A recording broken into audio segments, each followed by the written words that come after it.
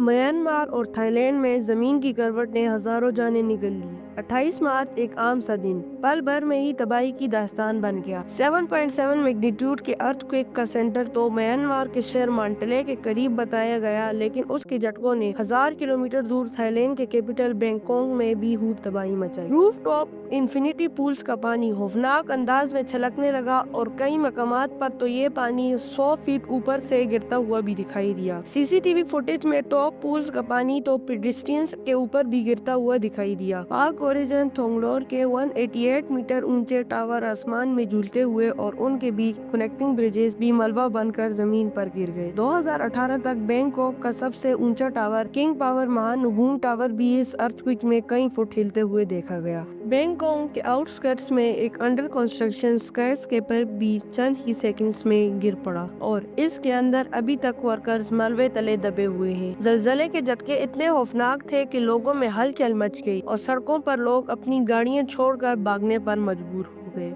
Buildings के अंदर भी काफी अजीब मंजर रिकॉर्ड किए गए हैं। दीवारों का फटना, टाइल्स का फटना और ब्लास्टर का गिरना खौफ की इलामत बन गया। इसी तबाही में अभी तक 1600 लोगों की जान जा चुकी है, लेकिन एक्सपर्ट्स का मानना है कि ये फिक्र हजारों में भी जाने का अंदेशा है। रेस्क्यू का काम चल रहा है, लेकिन सारा निजाम दरम बरम होने की वजह से उनको भी कई मुश्किलात का सामना करना पड़ रहा है। म्यांमार साउथ ईस्ट एशिया का वो मुल्क है जिसके नीचे से एक मेजर फॉल्ट लाइन गुजरती है, जिसको सगाइंग फॉल्ट कहा जाता है। ये एक एक्टिव ट्रांसपोर्ट फॉल्ट है, मतलब इंडियन प्लेट और इरोशियन प्लेट एक दूसरे के साथ साइड बाय साइड घिसती रहती हैं। ये बहुत ज्यादा एक्टिव हैं। यहाँ पर रेगुलरली मीडियम से लेकर स्ट्रॉन्ग अर्थक्वेक आते रहते हैं।